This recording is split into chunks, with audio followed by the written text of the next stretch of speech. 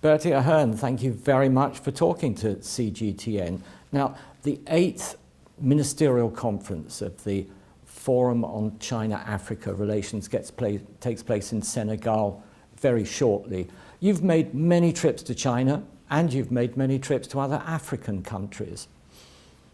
How do you assess China-Africa relations so far and the role of this forum? Well, I think the Forum on China-African Association and Cooperation is on the go now for really since the start of the millennium. And it's gone from strength to strength.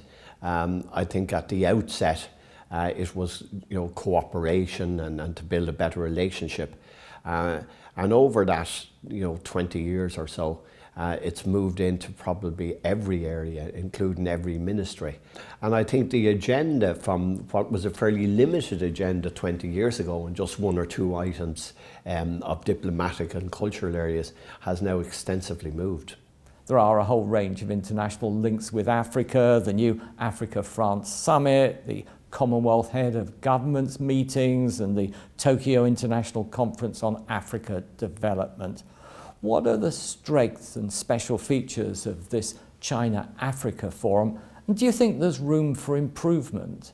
Well, I think in always the best thing in political life and diplomatic life is always say there's room for improvement and to extend the area. But I think I was involved when I was Taoiseach Prime Minister in Ireland. The European African Summit took a long time to get going. The Chinese involvement and the Chinese cooperation and relationship has helped in many ways.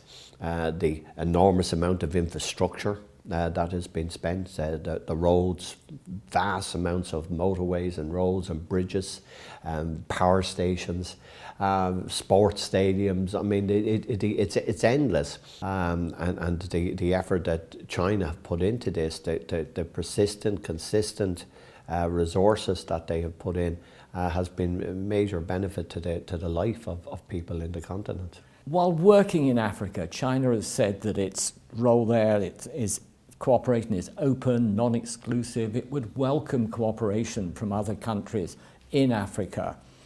What could China and Ireland do together in terms of cooperation in Africa? Well, our effort in I suppose there are two important things. We should talk a bit about the debt issue, which I should mention, because that's a crucial part for the economy, for the future of Africa. And Ireland, through our overseas development aid, put in, for a small country, but we still put in a lot of money into Africa. I think China has played a very crucial role in the elimination of debt for several African countries. If my memory serves me right, I think about 19 countries where China have directly helped to write off debt and to assist in the alleviation of interest payments. And this is crucial. Thank you very much for accepting this interview. And on behalf of the Interaction Council, could you give us a preview of the upcoming China-Africa Forum and a brief outlook on China-Africa relations? Well, I think I'm not familiar with the agenda for this one, but I think it's obviously following on the agenda.